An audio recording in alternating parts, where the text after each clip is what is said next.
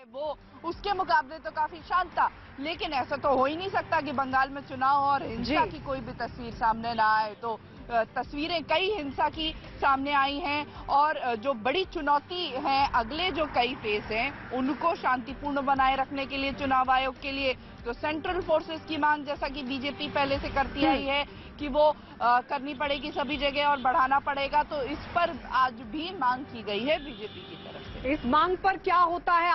कोई भी ऐसा जिला नहीं बचा है जहां पर या तो बीजेपी का दफ्तर, बीजेपी के कार्यकर्ताओं के घर पर हमला न हुआ हो।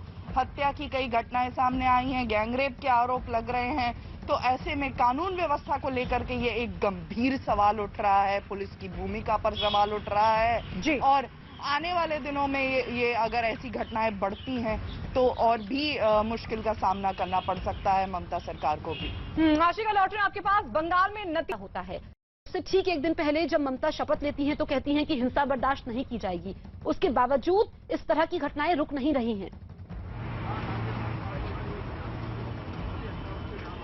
कड़ा संदेश ममता बनर्जी की तरफ से दिया गया था पहले ही दिन शपथ लेने के बाद, लेकिन 24 घंटों के भीतर केंद्रीय टीम जो आती है उससे नाराजगी भी कल देखने को मिली। ममता बनर्जी ने साफ कहा कि शपथ लेने के 24 घंटे के भीतर सेंट्रल टीम आती है, मंत्री आते हैं और आरोप तो ममता बनर्जी ने ये भी लगाया कि जो मंत्री हैं वो गांव में जाकर के लोगों को भड़काने का काम कर रहे हैं। तो कानून व्यवस्था को लेकर जो सवाल खड़ा हुआ था वो अब भी बना है।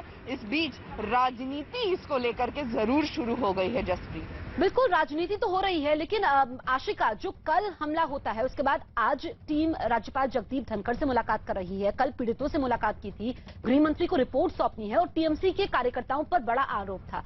टीएमसी इस पूरे विवाद पर क्या कह रही है?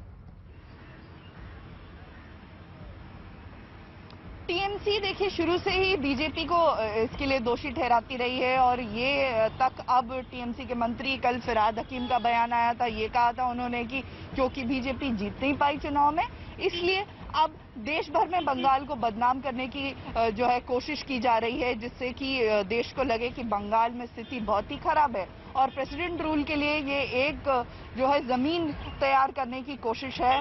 कहीं ना कहीं ममता बनर्जी ने भी यही आरोप लगाया कि मेरे शपथ ग्रहण के 24 घंटे के भीतर टीम भेजी जा रही है, क्यों नहीं ये टीम जहां कोविड की दिक्कत है वहां पर क्यों नहीं टीमें भेजी जा रही हैं।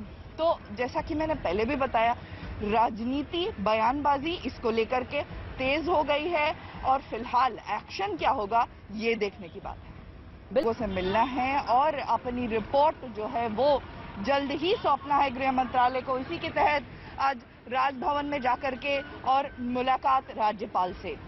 ठीक है आशिका, तो राज्यपाल से हिंसा पर में ये दिखाया गया है कि ममता बनर्जी को उन्होंने अच्छे तरह से नहीं पेश किया है, जिसकी वजह से उसका भी मेंशन किया गया है। तो संभव है कि इसके बाद अगर इंस्टाग्राम में शिकायत होती है तो उनके इंस्टाग्राम अकाउंट पर भी जो है वो एक्शन लिया जाए। तो ये कंगना रनौत के लिए उनकी मुसीबत बढ़ सकती है और रिजू दत्ता जो कि टीएमसी के प्रवक्ता हैं, उन्होंने कोलकाता के उल्टा डांगा थाना में ये शिकायत दर्ज कराई है। बिल्कुल आशिका, और जो धाराएं हैं वो भी गंभीर धाराएं लगाई गई हैं। फिलहाल तो अभी ये शिकायत दर्ज कराई गई है, खबर अभी आई है। संभव है कि दिन में कंगना की तरफ से कोई प्रतिक्रिया आए, क्योंकि ट्विटर पर अब वो नहीं है तो कू जो इंडियन सोशल मीडिया का ऑल्टरनेटिव है ट्विटर का, उस पर है। संभव है कि वहां पर अपनी नाराजगी इस विषय को लेकर के भी जो है वो दिखाएं, दर्ज कराएं। ठीक है, हम लौटेंगे आशिका आपके पास। तो अब कंगना की मुश्किल